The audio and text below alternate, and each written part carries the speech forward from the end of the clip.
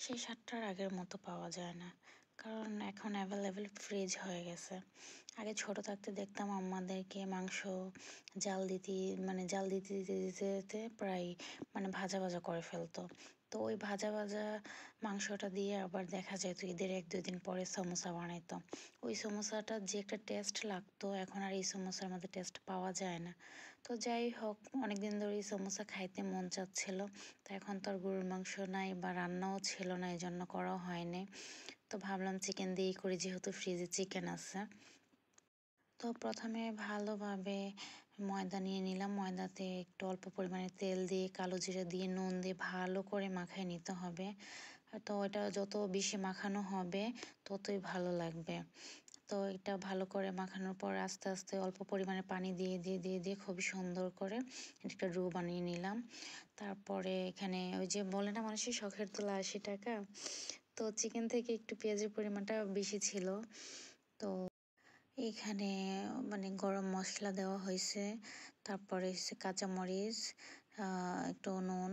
তো মাংসের সেদ্ধর মধ্যে তো আদা রসুন পেঁয়াজ দিয়ে মাংসটা সেদ্ধ করে নিয়েছিলাম। তো এখানে ভালো করে ভেজে নিব, কারণ এটা একটু হালকা ভাজা নিয়ে নিলে সমোসাটা একটু খুবই ভালো মজা হয়ে থাকে আর পেঁয়াজের কাঁচা গন্ধটা থাকে না, এই জন্যে। তো আল্লাহ যদি চায় আর হায়াত থাকে, ইনশাল্লাহ সামনেই তো কোরবানি। তো এবারের কোরবানিতে ইনশাল্লাহ মাংস খুবই একটু বাড়ায়ে রান্না করার চেষ্টা করব, কেননা যেন মাংসটা একটু ভাজা ভাজা হয় আর পোড়া পোড়া হয়। পোড়া পোড়া মাংসের সমোসা অনেক দিন ধরে খাওয়া হয় না, খুবই জানে চাইতেছে খাওয়ার জন্য। তো দেখি ইনশাল্লাহ সামনের এতে কোরবানিতে খাবো। মাংস যদি এমনিতেও কিনে এনে রান্না করা হয়, কিন্তু কোরবানির স্বাদটা পাওয়া যায় না। কোরবানিতে যেরকমভাবে মাংসটা জাল দিতে দিতে সিদ্ধ হয় বা ভাজা হয়, ওইটার টেস্টই অন্যরকম থাকে।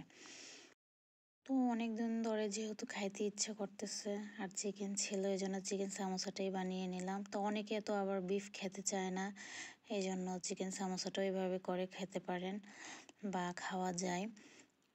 আর এখন বর্তমানে যে পরিমাণের মানুষের হাই প্রেশার থাকে আর যে গরম, মনে হয় যে না, গরুর মাংস থেকে চিকেনটাই ভালো।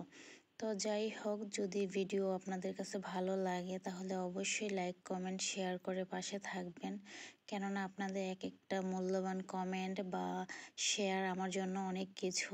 আমি ছোট থেকে প্রায় আলহামদুলিল্লাহ 16,000 ফলোয়ার হয়ে গেছে। যদি পারেন তাহলে অবশ্যই একটা করে ফলো দিয়ে দেবেন আপনারা, আর অবশ্যই ভিডিও দেখবেন। যদি খারাপ হয় কমেন্ট করে বলবেন, সমস্যা নেই, সামনে শুধরানোর চেষ্টা করব ইনশাল্লাহ। তো আপনারা আস্তে আস্তে আরও বেশি করে পরিবারের সদস্য আমাকে বানিয়ে দেবেন, এইটুকুই আপনাদের কাছে আশা। তো আসসালামু আলাইকুম, সবাই ভালো থাকবেন, আমার জন্য দোয়া রাখবেন, আমি যেন সামনে আগাতে পারি আরও ভালো কিছু নিয়ে।